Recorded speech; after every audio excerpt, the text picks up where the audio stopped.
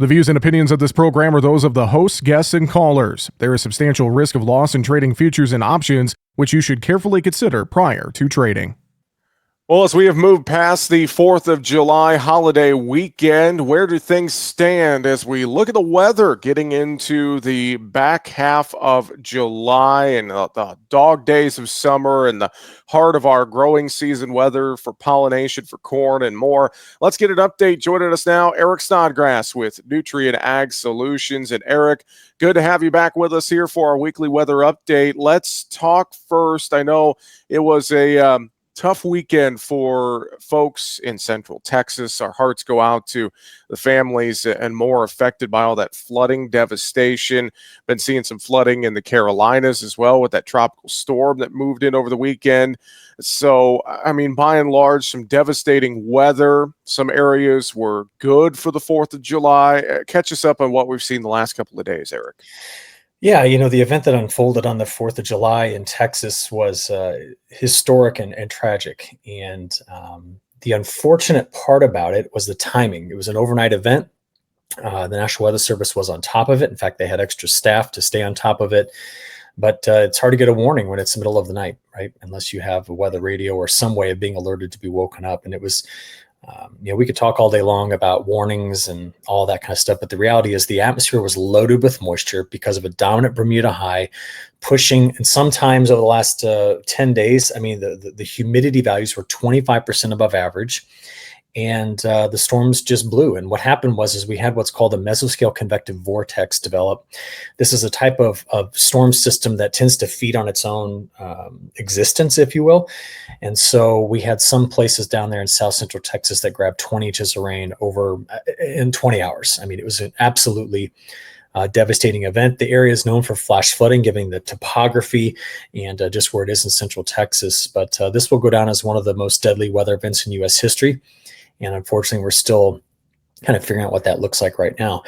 Meanwhile, go over to the East Coast, and we had a tropical depression that formed over the weekend. It then got the name Chantel, went into parts of North Carolina, and the greatest flooding was in parts of North Carolina. There was a few spots picked up 10 inches of rain. So after having a very dry stretch, we then flooded out that region as well. And there's still storms there today.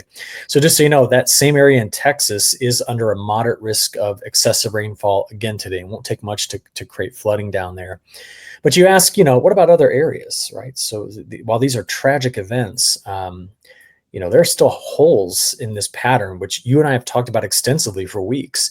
It was a summer where we were going to see major disparity in precip. I hate to keep using that term, but I don't know what else to say. I mean, it's just been a setup where we've gotten rains and we've not. So I'm thinking about my home state of Illinois.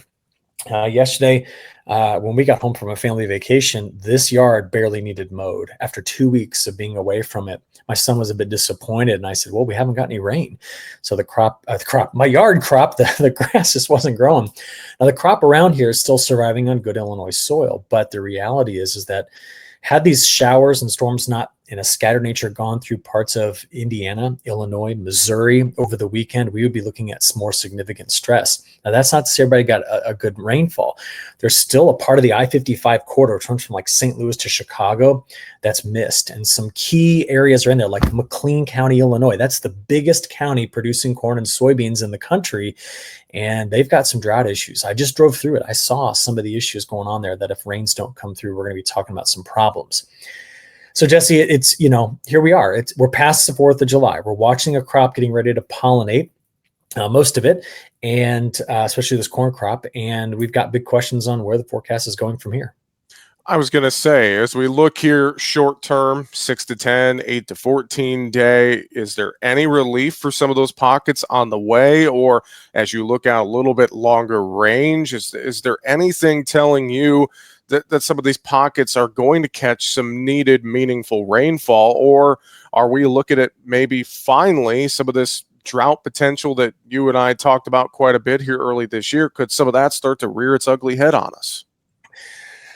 To be honest, I think the answer is yes to both of your comments or questions. And so here's what I have in the near term. The Bermuda High is still in the central Atlantic, which means there's nothing stopping the pump of moisture coming out of the the Gulf. And while that's the case, you're going to see just sporadic daily thunderstorms. I mean, today I'm watching the Western Plains, like Nebraska, I think is going to get hit, but there's scattered storms all throughout the Mid-South. There's scattered storms that run up the East Coast. There's going to be more scattered chances of storms later this week in the ice states.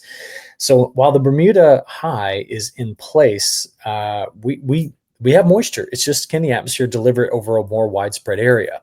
So it's interesting, Jesse. I talked to Matt Bennett yesterday. And Matt says, hey, man, we just caught a 2-incher. It's incredible. This crop is going to be incredible.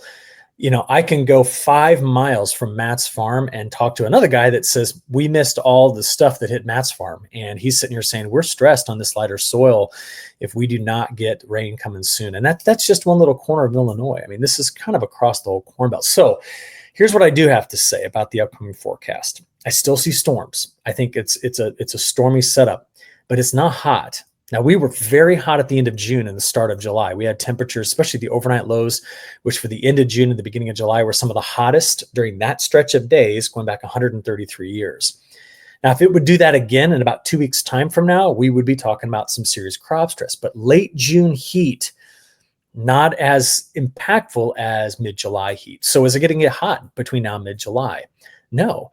You're going to have waves of it coming in 2-3 days. I mean, we're expecting Northern Plains to jump up there in the upper 90s, low 100s, middle of this week. And then I have temperatures in the 70s by the end of the week. So without the sustained heat problems, it's hard to really, beat back these yields. Now, if you missed out on rains, any heat's going to be a problem. I mean, even if it's just a day of it, the crop doesn't want that. But I see more of the heat in the Western United States. I see it in the Southwestern United States, and not necessarily in the central U.S. Now, you asked longer term. There was a big whiff by the weather forecast models in predicting what was going to happen in June. They called the whole Central Plains up into the Canadian Prairie drier, and instead a little drier in parts of the Canadian Prairie, a little drier in the North Central Plains, and only pockets of dry conditions elsewhere. Otherwise, it was wet. Models just completely missed it. So then you say, well, you just got new ones. It's July 7th. We just got brand new model runs over the weekend. What are they saying for July, August, and September? They're still keeping the eastern part of the United States wet and the central United States hot and dry. And you're going, well, when is that really going to happen? And I'll say this. Here was the big miss this year. And Jesse, you and I talked about that. We were at multiple meetings this winter, right? You heard me say, if you want to have, not if you want to have, but if the atmosphere is going to create, that's the right way to phrase it. If the atmosphere is going to create big time Corn Belt drought, I said you got to have the trifecta of things. You got to have cold water in the Gulf of Alaska. It's got to be off the west coast of California and off the Baja, and then the remnants of a La Nina. We had 2 of the 3, but we were missing the big one, which is cold water in the Gulf of Alaska. It's very rare that you have a big drought without cold water in the Gulf of Alaska. And it just is getting warmer and warmer and warmer. So what are we getting? A hot, stormy pattern in June. And now we're looking at just a stormy midsummer pattern for folks. But it's the same narrative. I mean, it's the same narrative. It's going to be some folks that are going to grab brains like right out here. But I drove to another part of Champaign County yesterday. And while I got a half an inch outside of my house, I found places where everything was still bone dry. Missed it. So that's where we're going. And by the way, don't forget, the whole second half of the growing season is ahead of us. The hurricane season is ahead of us. And it just keeps going. So is it fragile? I'd say in some pockets, yes. I'd say that you have some folks out there that are just saying, if we don't catch rain in the next week and a half, 2 weeks, then I'm going to be looking at significant yield loss. Some of those people are in Illinois. Some of those people are in Indiana. Some of them are in Wisconsin. Some of them are in Michigan. You got other folks that are saying, if I get another drop of rain, I'm going to be looking at so much nutrient loss, so much stand quality issues that we're going to be seeing the yield loss on the other side of it. On the whole, I think the crop is doing okay. Eric, I want to ask you real quick about Europe as well. You mentioned this to me, that maybe their weather's turning a bit risk off. If we're talking market sentiment, what's going on in Europe right now? So what did June give us? June gave us dry Europe, Central Europe, very hot, about a month of it. Then you got to Ukraine. Western Ukraine was dry and hot. Eastern Ukraine was wet and stormy. So was the Russian wheat belt. Well, the pattern that set all of that up is dissolved now. And we've got storms in Central Europe. I've got all of like Poland expecting above average precipitation. And now the western side of Ukraine is looking wet, whereas the eastern side of Ukraine, getting over into the Russian wheat belt, is hotter and drier. So the whole thing is kind of moved, and flipped a bit. And the question is, how long does it last? But to be honest, it's I bet you have people in Russia that are like, hey, finally some heat. We got to get some warmth back into this. And then you have people in Europe that are like, finally a break from the heat and some rain. So you can't look at that and say that that's going to be a risk on type pattern setup. So that's what I see. Well, I know folks can stay up to date with the weather at agweather.com, ag-wx.com for more. Eric Snodgrass, Nutrient Ag Solutions. Always good to hear from you, my friend. Have a great week, and we'll talk to you again next week. All right. Thanks, Jesse.